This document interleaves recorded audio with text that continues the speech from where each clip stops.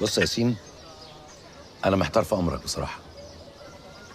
ليه يا بابا؟ انا عملت ايه خلى حضرتك تحتار فيا؟ يعني الكابتن بتاعك بيقول لي ان نفسك قصير في الملعب وبتبذلش مجهود وشكلك تعبان كده. انا مش عارف يعني، مع ان يعني لما خدتك فجأة كده على المعمل عشان احلل لك اشوفك بتاخد مخدرات ولا لا، الحمد لله النتيجة طلعت تمام وما بتاخدش حاجة ولا اي حاجة. طب ايه المشكلة؟ فين المشكلة؟ والله العظيم يا بابا هي كل الحكايه الفتره اللي فاتت كان عندي امتحان ترم وكنت واصل لحد الصبح عشان اذاكر. تعبت اول فتره دي وقعدت اتحايل على الكابتن، استاذنته كذا مره ان انا اوقف تمرين، هو ما رضيش، وقلت لحضرتك كذا مره ما بشربش سجاير. انا عارف انك ما بتشربش سجاير وعارف كل ده، بس يعني الموضوع ده قلقني برضو. وبعدين هقول لك حاجة، يعني صاحبك بقى اللي اسمه صافي ده اللي داخل خارج عندك ده، الواد ده مش طبيعي يعني.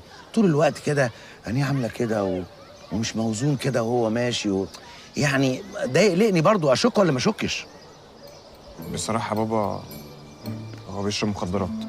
طيب يبقى انا عندي حق ان انا اقلق واتضايق. بقول لك يا ياسين، انت تقطع علاقتك بالواد ده نهائيا، مش عايزك تشوفه تاني ابدا. يا بابا صافي ده انسان كويس، هو بيعمل كده غصب عنه. يعني ايه غصب عنه؟ يعني بيبقى قاعد ساكت كده وفجأة بقى تنزل المخدرات عليه وهو قاعد كده فيتسطل كده ويبقى مش موزون كده غصب عنه يعني، ولا ايه؟ ما انا مش فاهم. لا يا بابا هو بيشرب مخدرات بسبب الظروف اللي هو فيها، وانا شايف بصراحه يا بابا انا لو سبته هكون بتخلى عنه في وقت هو محتاجني فيه. ياسين، انا مقدر موقفك النبيل ده جدا جدا جدا، بس عايز اعرف حاجه يعني، معلش، هو ما حاولش يتعالج او يروح مصحه؟ لا حاول يا بابا بس ما قدرش. طب ما هي دي حجه بقى المدمنين بقى، يقول لك رحت وما قدرتش ومش عارف ابطل. لا لا لا، دي مساله اراده، لو عايز يبطل هيبطل، مش عايزين استهبال.